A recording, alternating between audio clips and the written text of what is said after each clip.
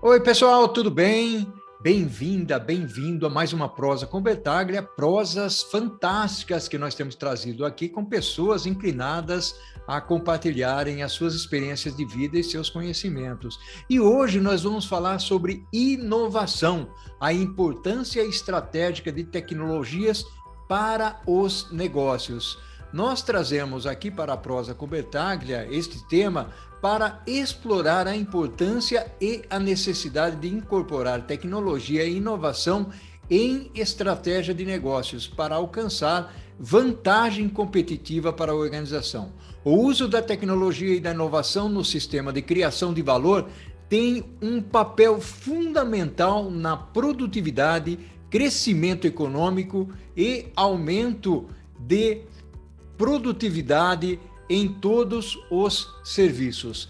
A elaboração, desenvolvimento e execução de estratégias no contexto da tecnologia é um debate que obrigatoriamente deve estar alinhado à estratégia corporativa com a finalidade de colher os benefícios orientados ao desempenho e competitividade da organização. E vamos muito mais longe. Conceitos como estratégia tecnológica, forças que afetam a formação de estratégia tecnológica e também a execução, gestão de tecnologia, gestão de inovação e quais benefícios as empresas podem obter a partir destes, precisam estar mais do que nunca aderentes à estratégia de negócios corporativos. E é sobre este fantástico tema que vamos conversar aqui na Prosa com Bertaglia. E para isso eu terei o privilégio de trazer aqui para prosear comigo o Fernando Fernandes. Olha só quem veio prosear aqui com o Paulo Bertaglia, o Fernando Fernandes, para falar de um tema fantástico que é principalmente aí a utilização da tecnologia. Fernando, seja bem-vindo aqui à Prosa com Bertaglia. Boa tarde, Bertaglia. Muito obrigado pelo convite. É uma satisfação muito grande estar aqui com você, batendo esse bate-papo descontraído, informal e tentando esclarecer e aprender também, né? Juntos, nós dois compartilhando o que sabemos, a gente sempre acaba aprendendo muito, né? E com quem tem interesse nesse assunto, a gente debater e mostrar, ou enfim, discutir um ponto importante e relevante, né? Que bacana, que legal. Fernando, que você que trabalha na área aí, eu gostaria já de embarcar no assunto, né? E você conversasse um pouco conosco sobre essa parte de inovação e tecnologia, contextualizando um pouco os aspectos relacionados ao nosso tema aqui. Vamos lá, informalmente, vamos em frente. Perfeito, obrigado. E, bom, eu tive pela escolha, pelo universo me escolheu, a vida me escolheu para seguir uma determinada trilha que não foi eu exatamente que decidi, né? Então eu segui boa parte da minha vida, talvez os últimos 20 anos, muito voltados ao desenvolvimento de tecnologias. E eu pude perceber por que desenvolver tecnologias, né? Nos últimos 10 anos, talvez, da minha vida, eu estive dedicado a desenvolver tecnologias para o longo prazo, tecnologias para os próximos 10, 20, 30 anos, um olhar bem à frente. E eu comecei a perceber que isso era muito distante da nossa sociedade aqui em Brasil. É muito das indústrias, eu digo, né? A gente não, como indústria, a gente pouco se importa, ou muito pouco, né, com raríssimas exceções, a gente se importa em desenvolver tecnologias para o longo prazo. Mas por que eu tenho que desenvolver tecnologias para o longo prazo? Eu vou lá e pego uma tecnologia que já está pronta e uso. Porque isso não diferencia uma empresa do seu concorrente que pode fazer a mesma coisa. Ou se você consegue fazer isso, mesmo de uma forma até inusitada, alguém olhando aquilo copia de uma forma muito mais fácil. À medida que você começa a desenvolver tecnologias, você tem toda aquela estratégia tecnológica, a composição de tecnologias. Copiar tecnologias é mais difícil, né? Ainda mais as tecnologias que não são commodities, ainda não estão tão disponíveis assim comercialmente, tão maduras assim. E eu percebi que as empresas, por não perceber, não se dedicar um pouquinho a esse assunto, acabam preterindo o seu próprio futuro para um futuro mais comprometido ou mais desafiador. Porque à medida que você transforma e investiga em tecnologia, você tende a ter um futuro mais promissor, no sentido do seu próprio faturamento, do seu próprio negócio. Né? Então, muitas vezes estamos falando de desenvolvimento tecnológico de longo prazo, né? Dependendo do ciclo do desenvolvimento, né? Por exemplo, as tecnologias de um smartphone, né? de eletrônica, ou talvez de computação, de um ano para outro você vê evoluções muito rápidas. Né? Mas talvez em outras áreas, como materiais, estruturas, talvez você venha um desenvolvimento que demora mais tempo, naturalmente. O desenvolvimento de um material é o exemplo que eu sempre falo, né? O desenvolvimento de uma nova liga de materiais, muitas vezes um determinado professor consegue lá sintetizar um novo material fantástico, mas ele consegue sintetizar microgramas, nanogramas. Então, para ele escalar daquilo para alguns quilos, e depois de alguns quilos para algumas centenas de quilos, são ciclos de vários anos, né? E ali ele começar a perceber que em cada passo desse ele tem um potencial. E à medida que uma empresa começa a se dedicar nesse mundo, começa a perceber, ele começa a direcionar tecnologias que antes ele jamais pensaria, e começa inclusive a influenciar os seus próprios desenhos de produtos ou de serviços futuros. E com isso ele consegue ter uma conversa que muitas vezes também é muito difícil, muito rara, entre o seu setor de novos negócios, ou futuros novos negócios, ou de inteligência de mercado, com o desenvolvimento tecnológico. Essa conversa ela é muito saudável, né? Precipita uma visão, né? Uma visão da empresa para o seu produto, para o seu longo prazo, né? Para os próximos ciclos, os próximos anos, e direciona as tecnologias a serem desenvolvidas para aqueles produtos, né? Não exclusivos, mas para aqueles produtos que já se começa a ter uma noção que virão, que podem vir, né? E muitas vezes, quando se fala também, então essa é a grande vantagem, porque o medo, né, o receio, quando a gente fala às vezes de uma empresa que tem um produto muito, muito inovador, o receio se ela continua apenas na estrada do custo baixo, vamos reduzir custo, que é o que a gente faz muito em média, e precisa ser feito, né? Mas apenas essa estrada não leva àquele caminho do diferencial competitivo. Porque nesse caminho, a gente não consegue bater outros países, principalmente aqueles asiáticos, né? Entre outros, talvez, nesse mundo global, quando se fala em custo baixo. Quando a gente fala em custo baixo, sim, mas também com um valor diferenciado por uma tecnologia, nesse caso específico, né? No caso específico de um diferencial competitivo, a tecnologia faz essa adição de valor diferenciado, porque aquela tecnologia vai ser mais difícil de copiar e implantar. Quem fizer isso, né, vai chegar atrasado no mercado, e enfim, né? Obviamente, isso também traz um risco de ser um inovador e lançar um produto com risco, com uma tecnologia que tem algum grau de risco, né? Mas esse risco precisa ser mitigado através desse processo de desenvolvimento da tecnologia ao longo do tempo, né? Fernando, eu queria continuar um pouco nessa linha do raciocínio sua, até porque nós falamos um pouquinho de estratégia, de inovação, como é que a estratégia está alinhada com os objetivos da organização, e eu queria uma complementariedade sua, até porque você comentou que o Brasil não é um país que explora quer dizer, que desenvolve a tecnologia. Explorar a tecnologia, sim, nós compramos tecnologia, né? O que falta aqui, eventualmente, talvez eu fale aqui alguma coisa meio fora de contexto, é falta de geração de patentes, né? Ou seja, é a inovação, a criatividade, as ideias e transformar isso em algo mais palpável. Nós acabamos importando muito isso e menos geração. Eu sei que você trabalhou em algumas importantes empresas, não sei se você quer mencionar nomes, isso fica a seu critério depois, mas como é que nós estamos em termos de Brasil, Fernando? Hoje você trabalha, inclusive, numa das empresas fazendo aí a parte de pesquisa e desenvolvimento. Eu tenho uma curiosidade muito grande, porque muitas vezes eu vou dar palestras ou estou em alguma palestra de um colega ou de uma colega e surge essa questão da tecnologia que o Brasil não investe. Nós vendemos muita commodity e acabamos importando valor agregado, né? Ou seja, a commodity nossa vai servir para alguma tecnologia no exterior e depois nós precisamos comprar isso.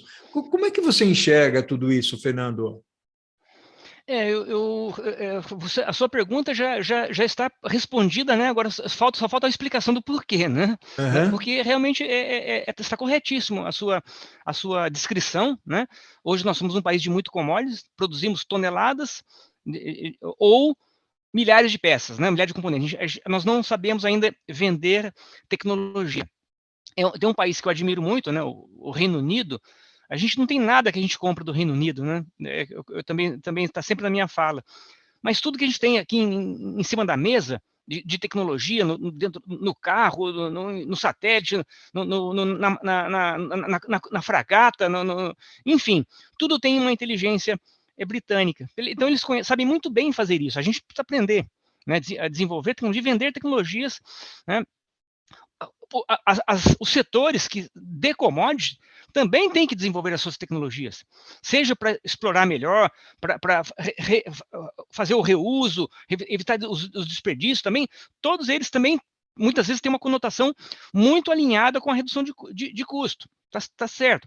Mas talvez algumas grandes de commodities também possam pensar em agregar valor de outras formas, que a tecnologia ela traz uma certa libertação, né, sem querer ser muito espiritualizado, mas ela traz uma libertação de negócio, porque quando você começa a investigar tecnologias de baixa maturidade, você começa a perceber que aquele setor de commodity ou não, ele pode ter outros valores não muito diferentes usando uma determinada tecnologia, né, em seu negócio. Ele pode ter uma vertente, né? Vemos hoje uma grande empresa de aço abrindo um braço para estudar o grafeno. Pô, olha que fantástico, né? Que interessante, está uma mistura. Talvez essa tecnologia permita com que ela adicione o grafeno no aço, ou talvez ela possa ter outras possibilidades de negócio que a tecnologia lhe dê essa possibilidade, né? Que permita explorar.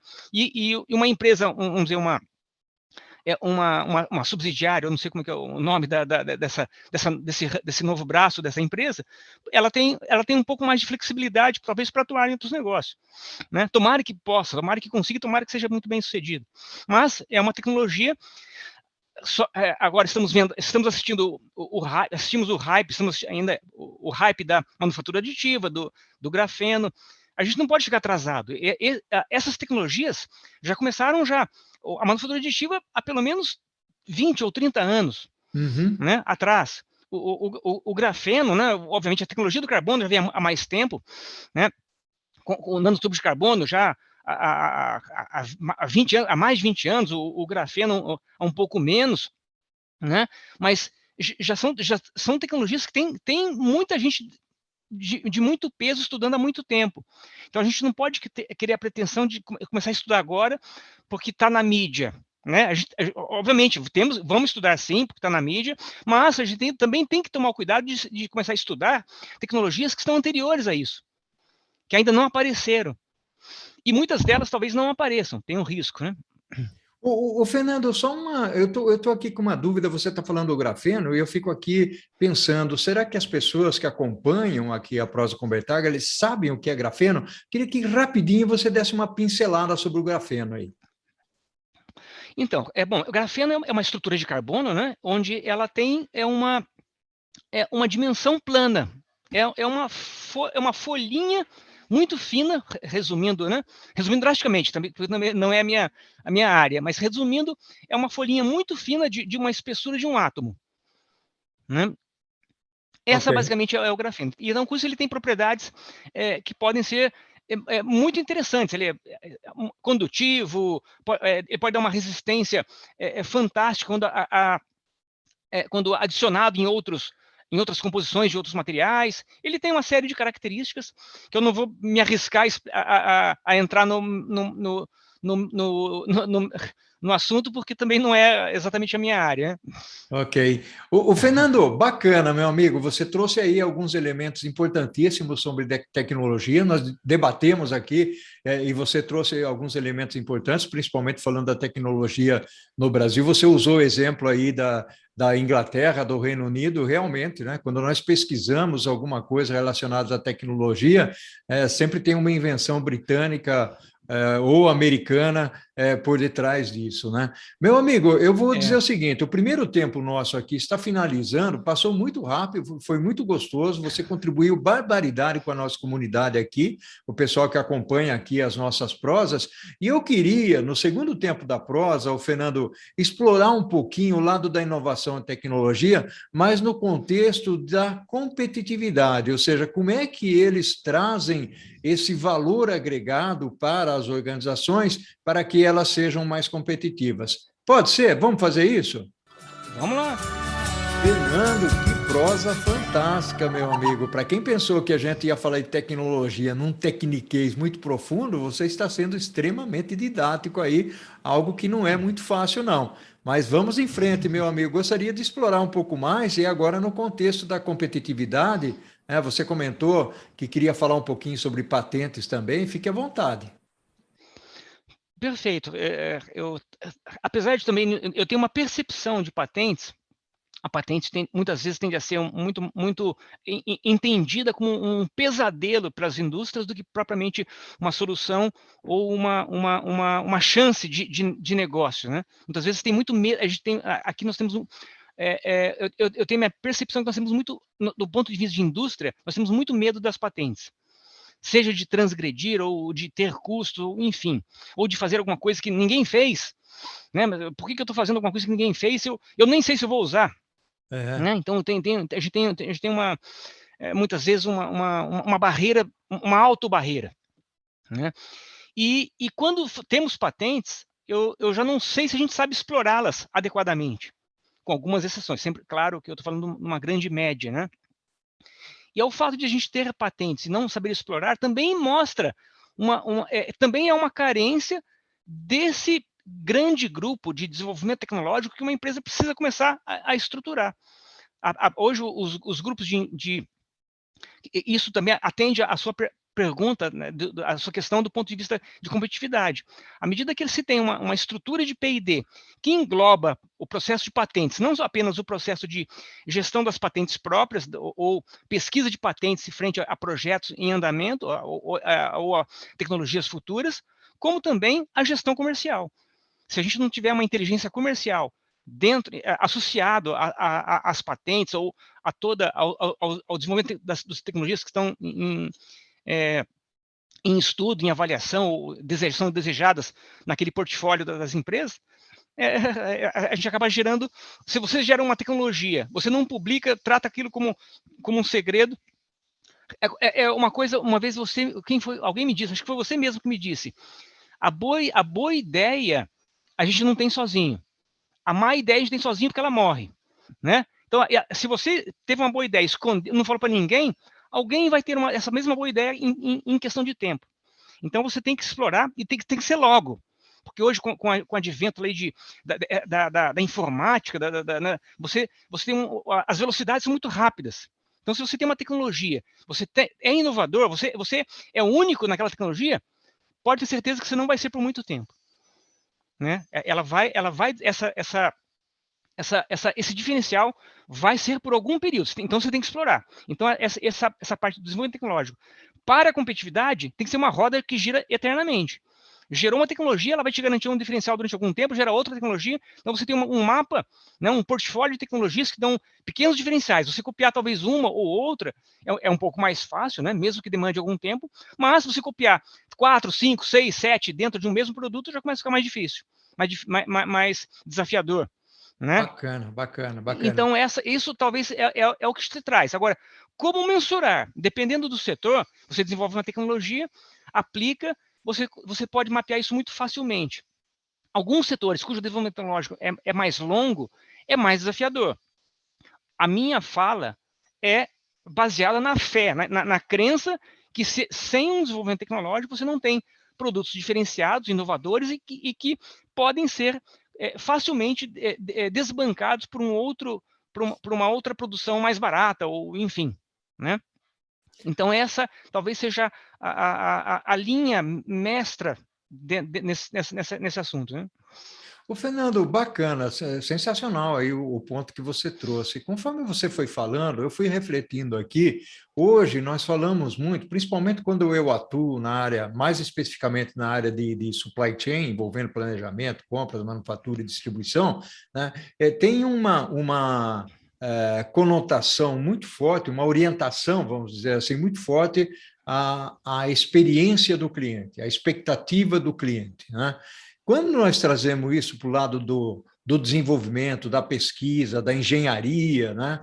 Falando de inovação, de tecnologia, como é que nós conectamos isso? Porque tem duas perspectivas. Ou eu espero uma necessidade de mercado, né? E aí eu dou respostas tecnológicas para essa necessidade de mercado, essa é uma linha de raciocínio, e a outra que é um pouco do que a Apple fez no passado, né? Ou seja, o Uhum. Steve Jobs ele cria o produto e ele cria o mercado para aquele produto. Como é que você enxerga isso, o Fernando, aí? Informalmente, né? Como é que você enxerga essa característica?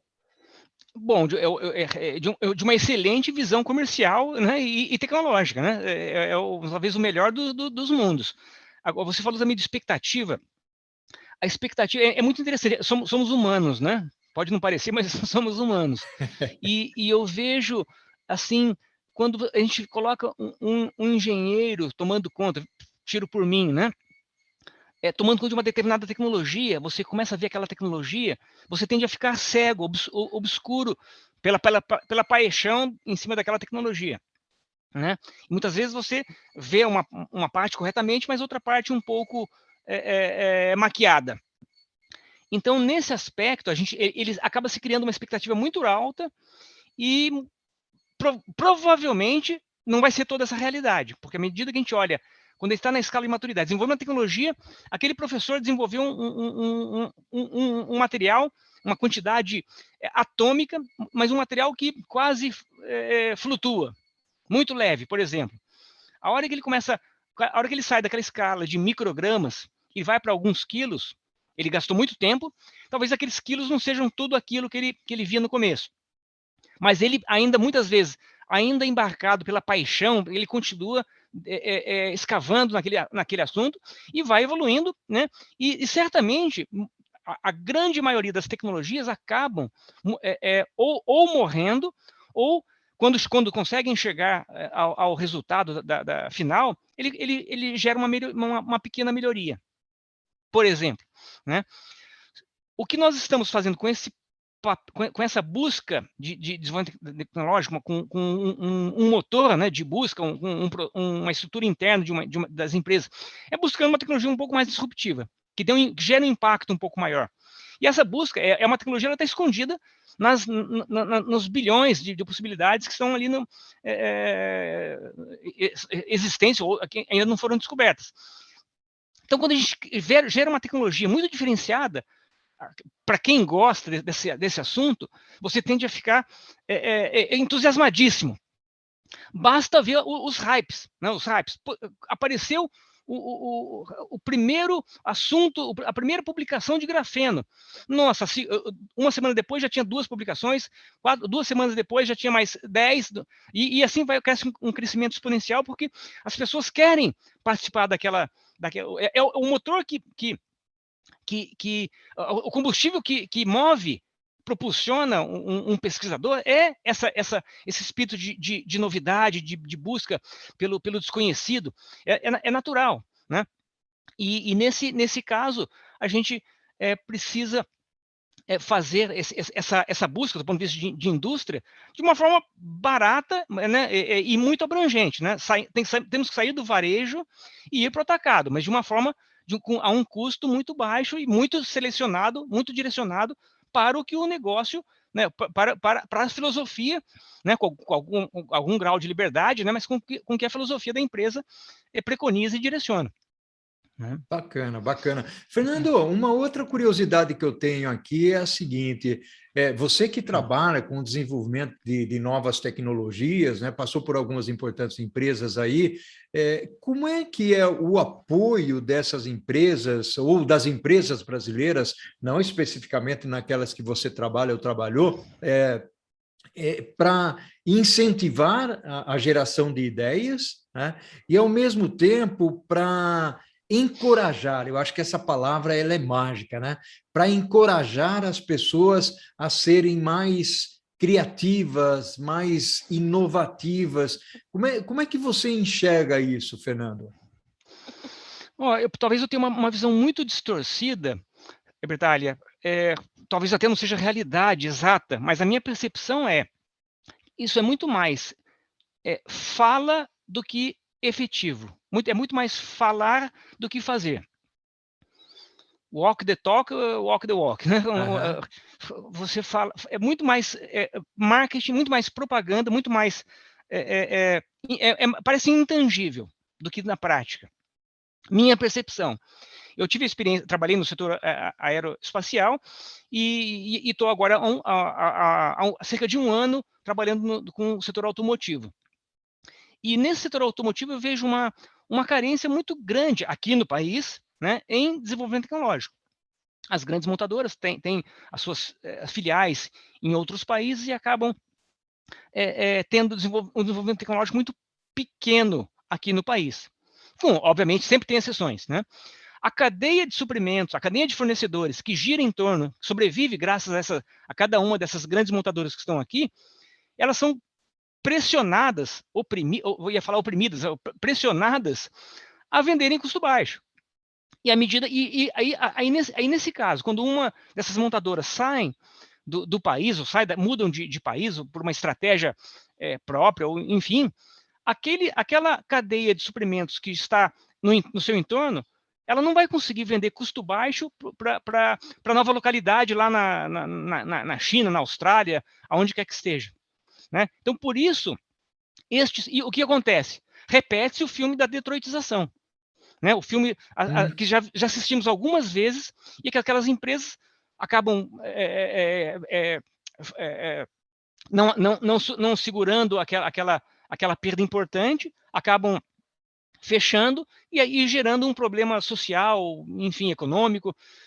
Se levar hoje o papel de levar o desenvolvimento tecnológico como uma saída, né? Porque vender custo baixo, a gente não faz igual, como eu dou exemplo, nós não fazemos nem um pouco parecido com o que o chinês faz, né?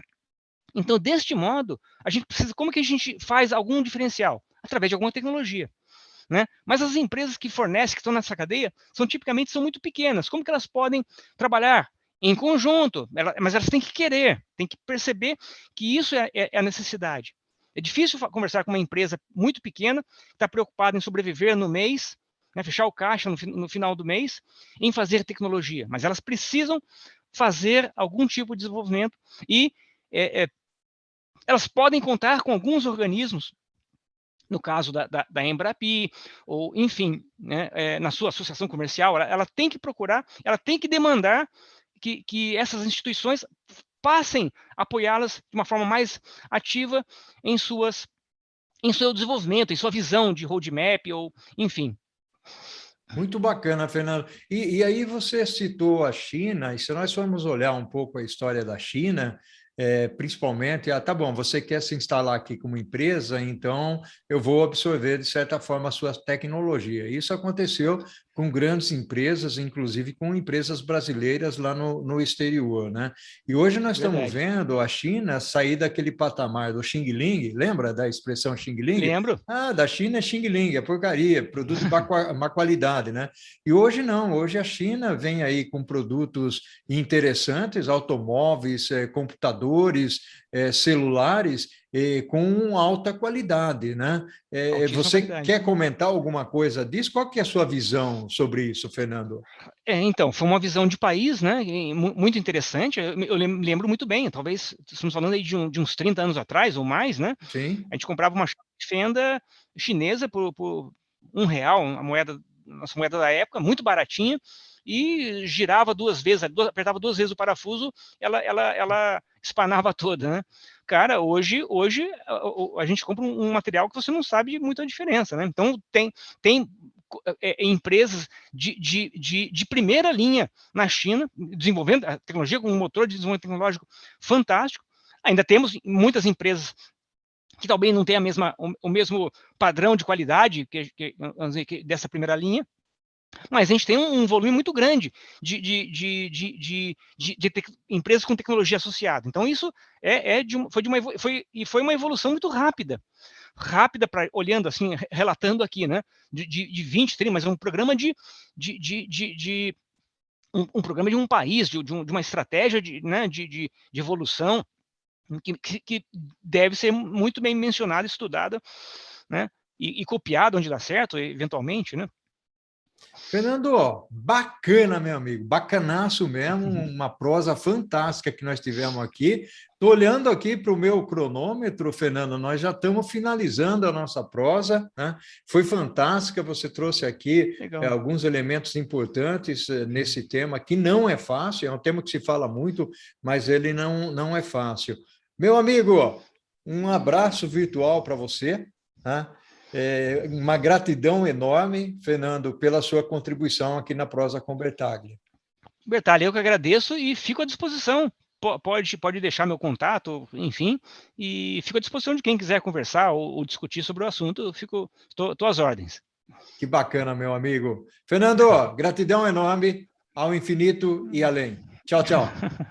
Tchau, obrigado. Tchau.